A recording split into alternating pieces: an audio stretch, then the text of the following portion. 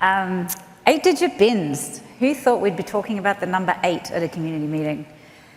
Yes, as Jeremy said, we're just going to have a quick overview of what they are, why we're talking about them, and why we might need to know about them. So, 8-digit bin. When we talk about pans, ins, and bins, most of these terms are hopefully familiar with you, but maybe not all of them. So what do they mean? When we talk about a pan, hopefully that is not an unfamiliar term. Primary account number. It identifies the account holder. An IN is maybe less common. It stands for Issuer Identification Number, and as you may guess, it identifies the entity that issues the card.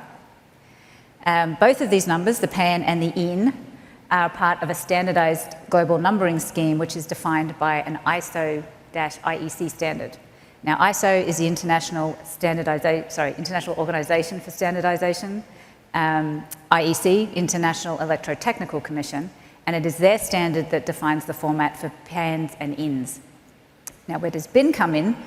BIN is Bank Identification Number, which is generally used interchangeably with IN. IN is a broader range. It doesn't only apply to bank-issued numbers, but banks are obviously, the BIN number is the number that's most commonly used in the payment industry. So for this presentation, if I say IN or BIN, we're referring to the same thing. We're referring to the BIN for the purposes of a payment card. Now, prior to 2017, the BIN or the IN was defined in this ISO IEC standard as being a fixed length number of 6 digits. So what caused that to change? Well, the payments business has been increasing and growing at a rapid rate. And because of this, there is an increased number of issuing entities who want to produce cards. And this put pressure on the industry to make sure that we would have enough INs or BINs to go around for this increased business need. So to address the impending shortage of bin ranges, the ISO convened meetings with their global payment stakeholders across their organisation. They had discussions about the best way to address the issue, and they decided that the best thing to do was to extend the bin range from 6 to 8 digits. And this update was included in the revision of their standard in 2017. Now that might be all very interesting, and you think, well, that's good to know, that's very useful, but why do I need to know that? How does that impact me? Well, while 6-digit bins may still be the most commonly seen type of bin that you find out there are a lot of 8-digit bins now making their way into the payment ecosystem, and they will become more and more prevalent as we go forward. And depending on how you manage your payment systems and what your role is in the payment process, you may or may not need to look at how your systems are configured in order to adapt to this change. Now, the introduction of 8-digit bins may or may not have a direct impact on everybody. There may be some merchants, for example, who don't need to do anything differently because the systems that need to accommodate 8-digit bins could be managed by their downstream processors or acquirers. So, for example, if a merchant has their payment systems and that system send all of their transactions to one processor, and that processor then determines what to do with the transaction depending on where the data is coming from, that merchant system is pretty much not going to need to do anything differently. It will still send that data to the processor. There could be other situations, however, where merchants find they do need to look at their systems and their configurations and possibly determine if there are changes to be made. And this would really apply if there were any systems where there was logic built into the configuration file that was reliant on the bin format or length to determine the next action to take with that data. So some examples of where this might be built into configuration files includes predefined bin tables or hard-coded bins within the configuration files themselves. This may also impact scenarios where routing decisions are made based on the bin range, or where the bin or the rest of the PAN are shared with third parties, and the bin may have an input on which third parties that's shared with, for example. So in these instances, these merchants and providers will obviously need to make sure that they're working together to understand how their business partners are updating their systems to accommodate 8-digit bins as well. Because obviously if there's a downstream process, you'll need to make sure that everyone along the path, understands what's happening with the different bin ranges. Now, from a PCI standards perspective, the good news is that all of the PCI standards support the use of 8-digit bins. Many PCI standards have requirements around protection of payment data that are based on controls such as truncation and masking. And two examples of these are PCI DSS and also the PTS POI standard, and they're the two examples we're going to look at today. Now, I am going to do a bit of a recap on masking and truncation. They're not the same thing. They are sometimes used interchangeably when they shouldn't be.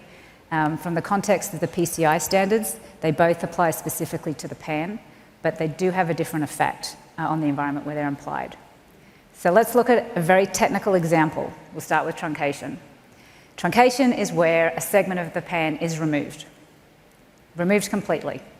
Now, typically, the removed segment is replaced with some other characters. It could be X's, asterisks, or a random set of numbers.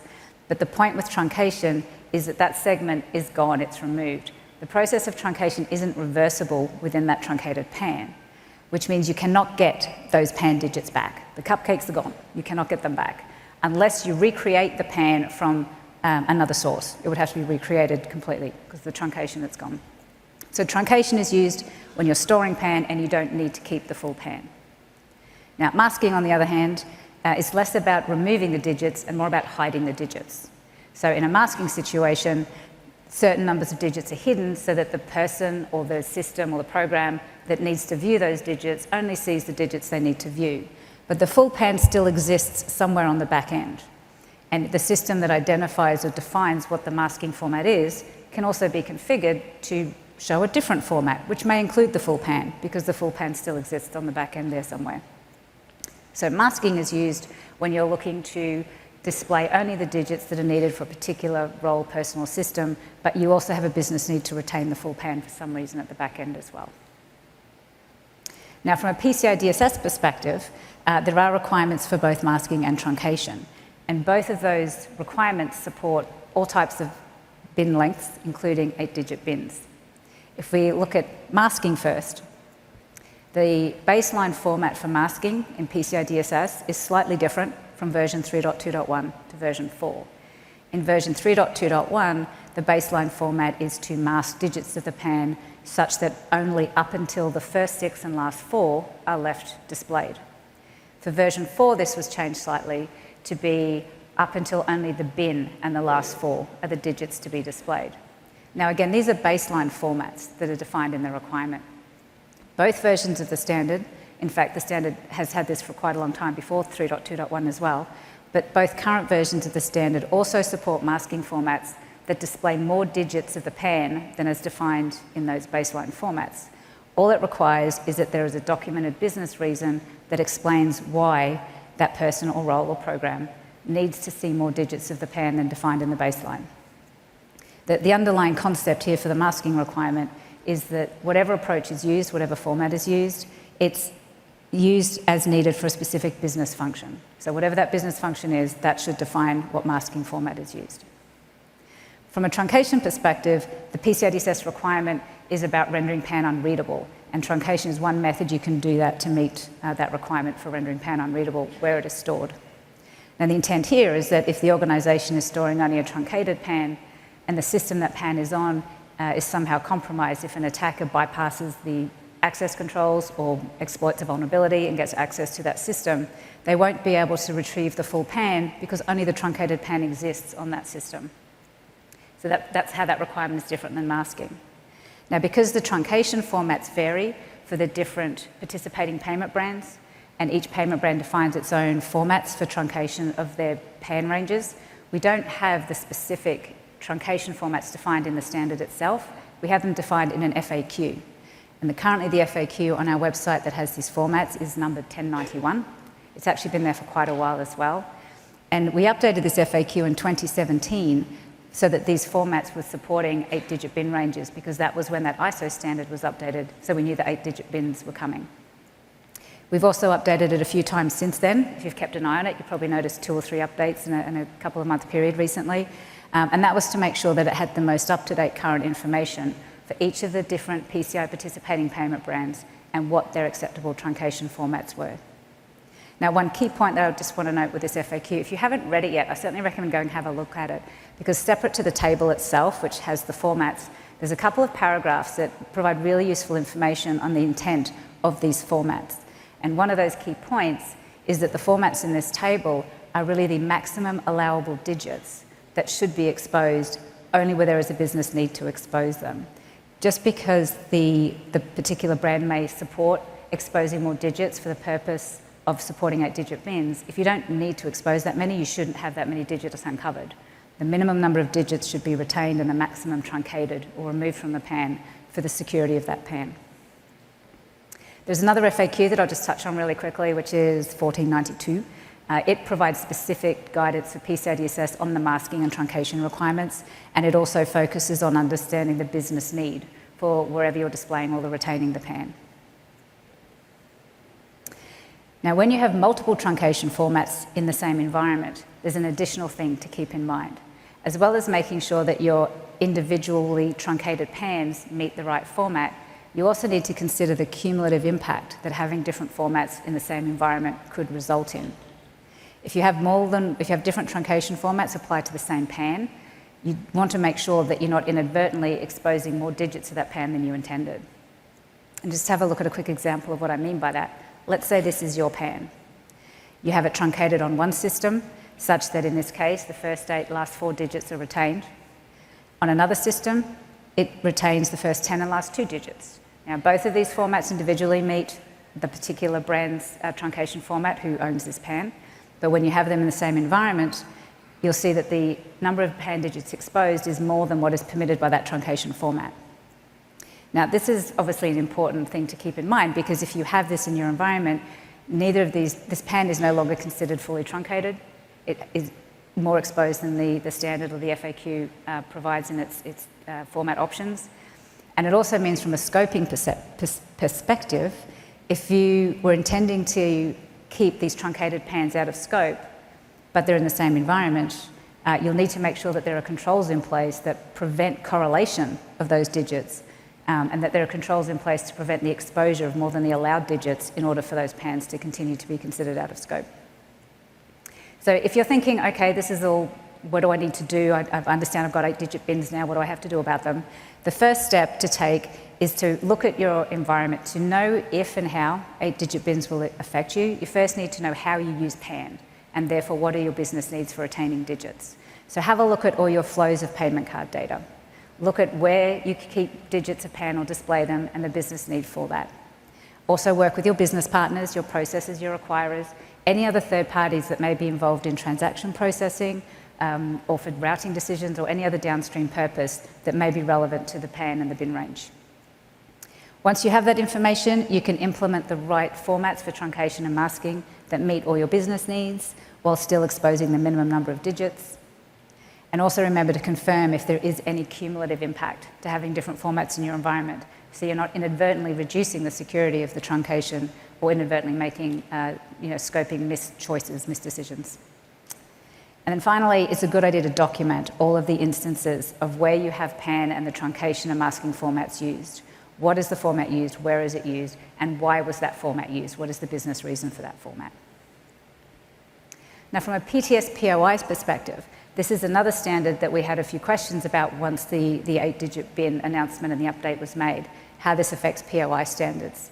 And in particular, we had some POI vendors and the users of POI devices really wanting to understand if the POI device that's validated to the PCI PTS POI standard, we really need more 3-letter acronyms, that any devices validated to the PTS POI standard, are they permitted to implement truncation formats that expose more than the first 6 last 4 in order to support 8-digit bins? And the answer, of course, is yes, of course. All of our standards support 8-digit bins. Well, they do now. The POI standard in version 6.1, the applicable requirements for truncation were updated in that version to specifically allow truncation formats to support 8-digit bins. We also published a technical FAQ for POI devices that are approved to previous versions of our standard. So that's the POI standard version 3, version 4, and version 5. Any devices validated to those versions where the vendor wants to update their device to a different truncation format for 8-digit bins can do so following the same testing requirements that are in POI version 6. So this means that updated truncation formats to support 8-digit bins can be included in firmware updates for POI devices that are validated to any version of the PTS POI standard. Now, from a POI vendor perspective, this is great news. It means that if you do need to make a firmware update, you can follow the Delta process that's defined in the PTS program documents, submit that through, and have your device listing updated to reflect the new firmware version that may have the support for 8-digit bins if the firmware version update was needed. Not all devices may need to be updated.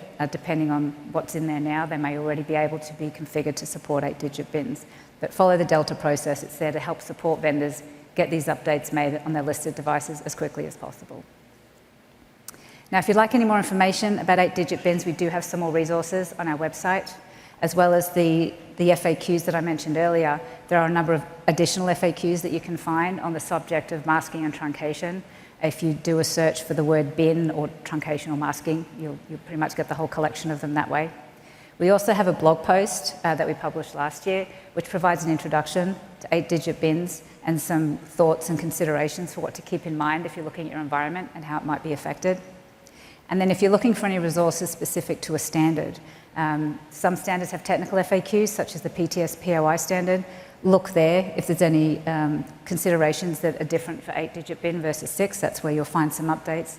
And also within the standard itself. For example, in PCI DSS, there's a guidance column for each requirement.